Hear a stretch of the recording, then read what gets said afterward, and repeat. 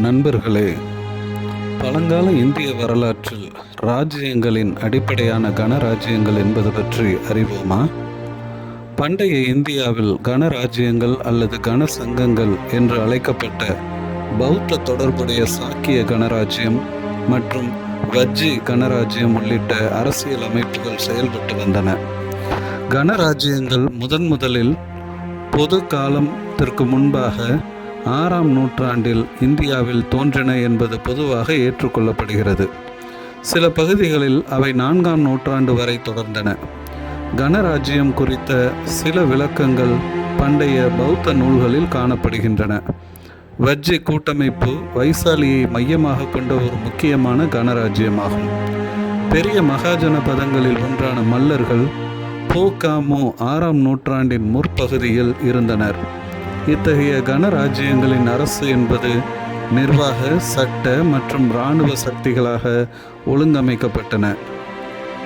கனராஜ்யம் என்பது சமஸ்கிருத மற்றும் இந்தி வார்த்தைகளிலிருந்து வந்ததாகும்.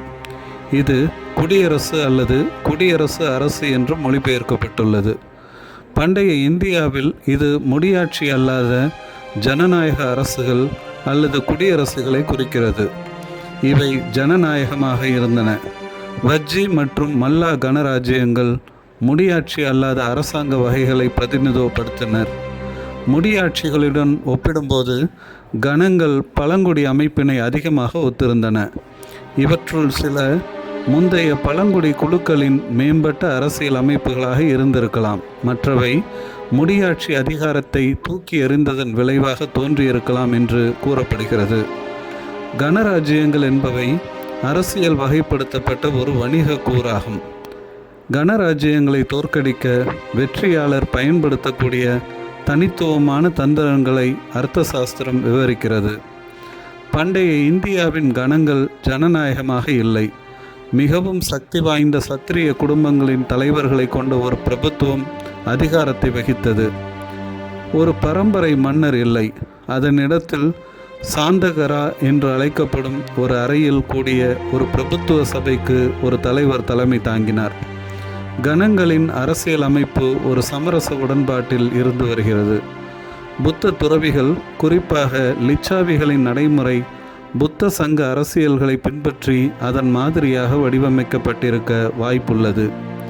பறையடிப்பது, கூட்டங்கள் நடத்தப்படுவதை தெரிவித்திருக்கலாம். சிறிய மரத்துண்டுகளான சலகாக்கள் வாக்களிக்க பயன்படுத்தப்பட்டன.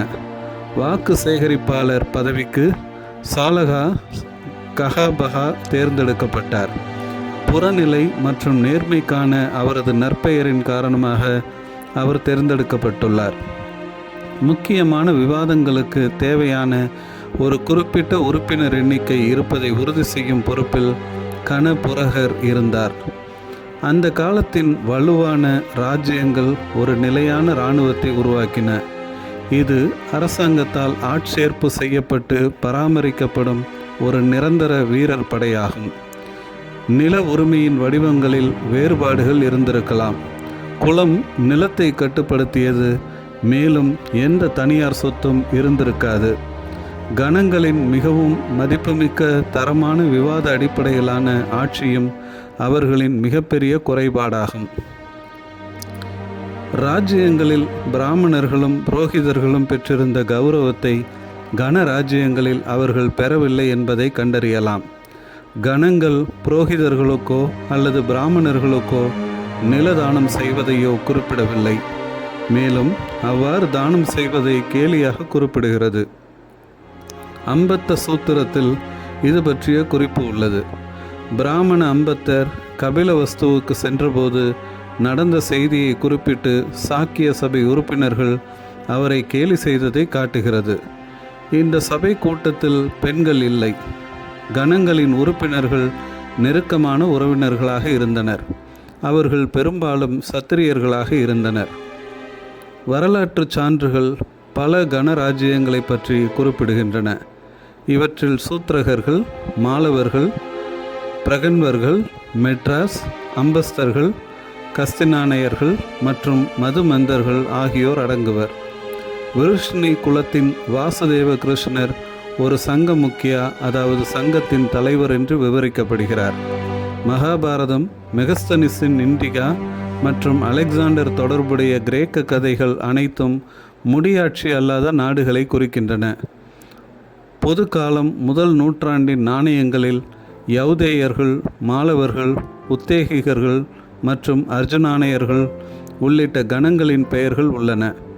இந்த கணராஜ்யங்களில் பல கல்வெட்டுகளில் பதிவு செய்யப்பட்டுள்ளன.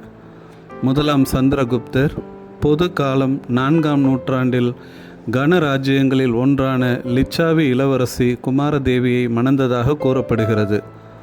பண்டைய இந்தியாவில் கணங்களின் வரலாறு சுமார் 1000 ஆண்டுகளுக்கு முந்தையது அல்லது அதற்கு மேற்பட்டதாகும். முடியாட்சி சக்திகளின் கைகளில் அவர்களுக்கு ஏற்பட்ட இராணுவ பின்னடைவுகளை அவர்களின் அரசாங்க அமைப்பின் விளைவாக எளிதாக விளக்க முடியும். மேலும் இராணுவ அமைப்பு பேரரசை கட்டி எழுப்பும் அளவுக்கு உயர தவறிவிட்டது.